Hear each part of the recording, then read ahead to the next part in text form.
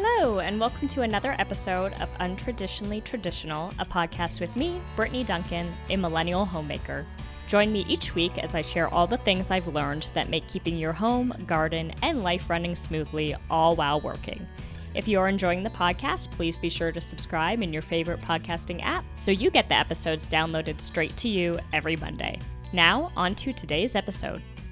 Hello and welcome to Untraditionally Traditional, a millennial homemaker. This is your host, Brittany Duncan, and today I'm going to be doing a little bit of a different episode, highlighting a resource that I was able to be a part of and that I absolutely love as a homemaker.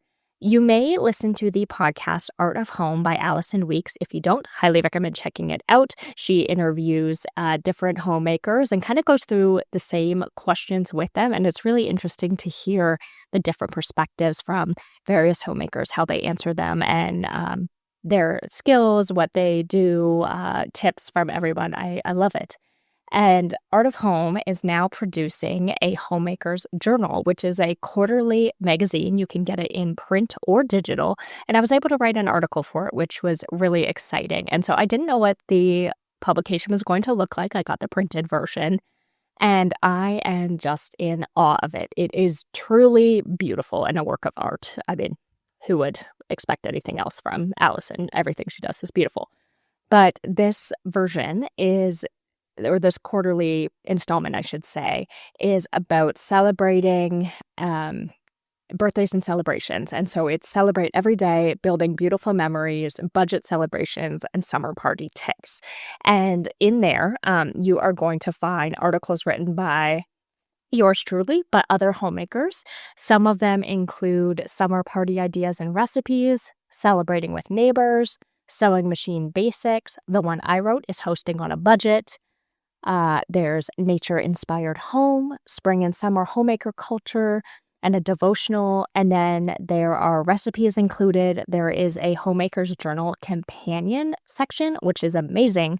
It has a sewing pattern that you can use, go-to birthday desserts, monthly records of your homemaking for May through August, and celebration day charts. And so tons included in here. Honestly, this publication is such a treat. Highly recommend the printed version.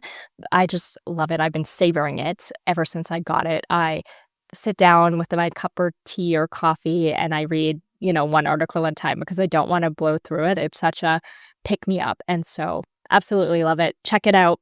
But without further ado, I'm going to read you the article that I wrote for the Homemakers Journal. Host with Heart, Not a Hefty Price Tag, written by Brittany Duncan. Think back to a memorable celebration with family or friends. What made it unforgettable? Was it the fancy linens or perfectly styled table? Probably not. I'm willing to bet that it was the connection and quality time with those at the celebration. Or perhaps it was the food. After all, I'm convinced homemade meals are a love language. You might remember Grandma's lasagna in vivid detail, but I bet you don't remember the plate it was served on. Moments, not materials, are what linger. Mindset matters. When I host, I remind myself that my job isn't to impress my guests, it's to love them. The goal is connection, presence, and gratitude, not perfection. Shifting my mindset in this way has changed everything about how I entertain. When I focus on people instead of presentation, the pressure fades and the joy shows up. Instead of stressing about making an upscale meal, I ask myself, what dishes would make my guests feel warm, loved, and at ease? When I set the table, I consider who is attending.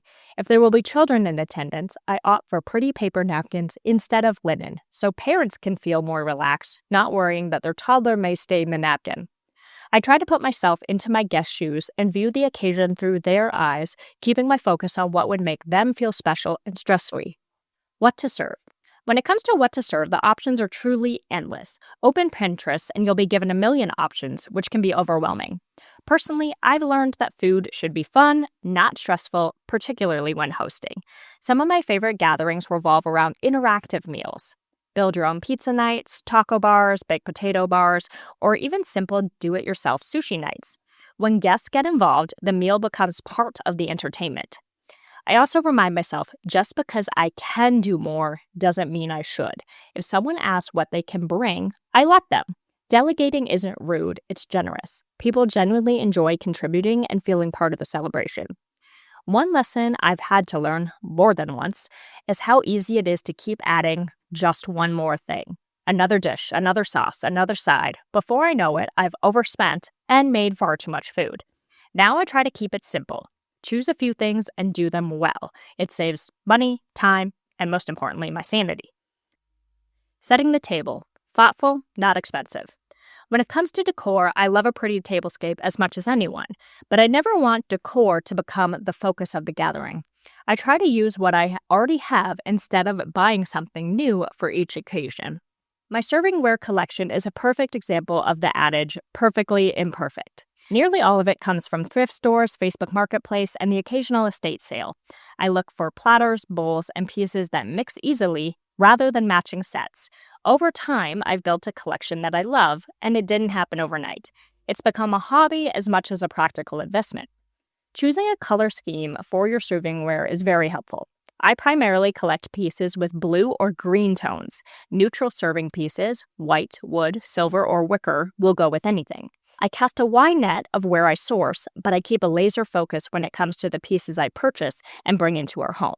A plate may be pretty, but if it doesn't blend with the pieces in my collection, it stays at the store for someone else to find and love.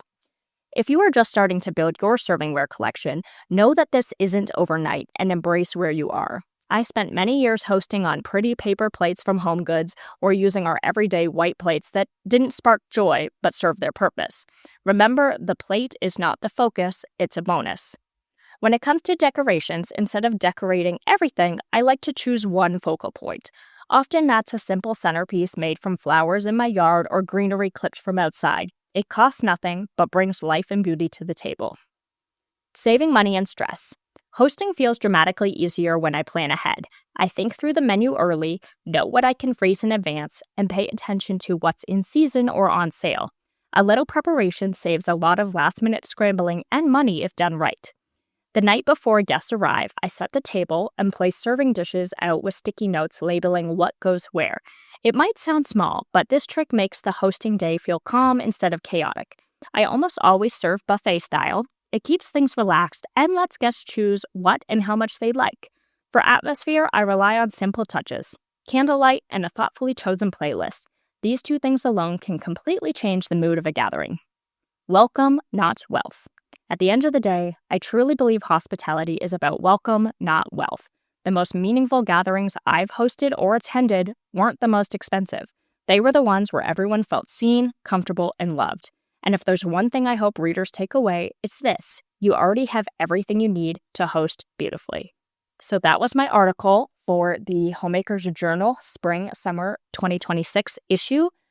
You can check this out at the Art of Home website.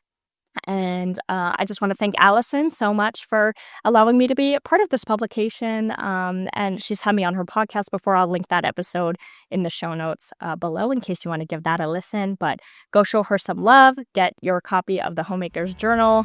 Thank you so much for listening. Thank you for listening to this episode of Untraditionally Traditional. If you enjoyed the podcast, please share it with those special people who would love it too, and write a review. For more tips and photos of my home and garden, follow Untraditionally Traditional Pod on Instagram. Until next week, let's continue to make our homes places of joy and service to ourselves and those we share them with.